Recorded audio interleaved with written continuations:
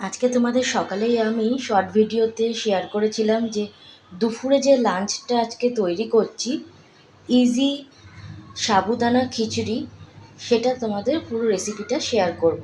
আজকের ওয়েদারটা খুবই গরম, মানে আজকে বলে না, বিগত প্রায় 4-5 দিন ধরে ওয়েদারটা খুবই গরম। তো এই গরমের মধ্যে না মাছ মাংস খেতে একদম ভালো লাগছে না। আমাদের বাড়ির সবাই একটু টক ডাল, আলু সেদ্ধ, একটু হালকা মাছ ভাজা হলেও ঠিক আছে, খুব লাইট খাবারটাই পছন্দ করে। তা আমি ভাবলাম আজকে রবিবার আছে, একটু অন্যরকম কিছু বানাই। আমি এই খিচুড়িতে না মুগ ডালও দিইনি, আমি খিচুড়িতে পুরোপুরি তোমার মুসুরির ডাল দিয়ে করেছি, যাতে রিচ না হয় বেশি। তো পুরো ভিডিওটা দেখো। প্রথমে কড়াইটাকে গরম করে নিয়েছিলাম, তারপরে এখানে ডিমটাকে ভুজিয়ার মতো করে নিয়েছি। একটাই ডিম দিয়েছি, বেশি দিইনি, একটাই দিয়েছি। ও তার আগে বলি, সাবুটাকে আমি প্রায় 4-5 ঘন্টা ভিজিয়ে রেখেছিলাম। একদম ফুলে গেছিলো আর একদম সফট হয়ে গেছিলো।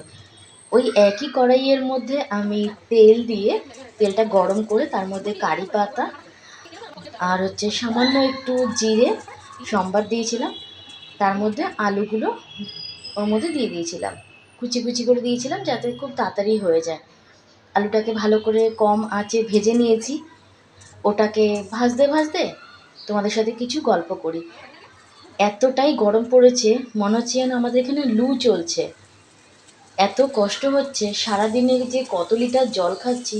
তবে হ্যাঁ, এই গরমে কিন্তু সবাইকেই সুস্থ থাকতে হবে। তোমরাও কিন্তু নিজেদের খেয়াল রেখো, বারবার জল খেও, দরকার হয় ওআরএসের জল খাও, ঠিক আছে?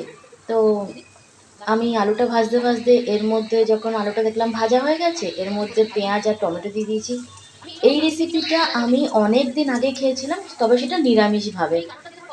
নিরামিষ রান্না আমি খুব একটা পারি না, ভালো হয় না। চেষ্টা করি, আমিষ যে খুব ভালো করি তা না, চেষ্টা করি, দুটোই চেষ্টা করি। তো কোনো কোনো সময় খুব ভালো হয়ে যায়, কোনো কোনো সময় তো বাড়ির লোকের এক্সপ্রেশন দেখেই বুঝতে পারি যে আজকে আমি খাবার দাবার চুনা লাগিয়ে দিয়েছি। এই রান্নাতেও আমি একটা ভুল করেছি, তোমরা পুরো ভিডিওটা দেখো। কোথায় আমি ভুল করেছি তোমরা সেটা আমাকে বলবে, কমেন্টে জানিও।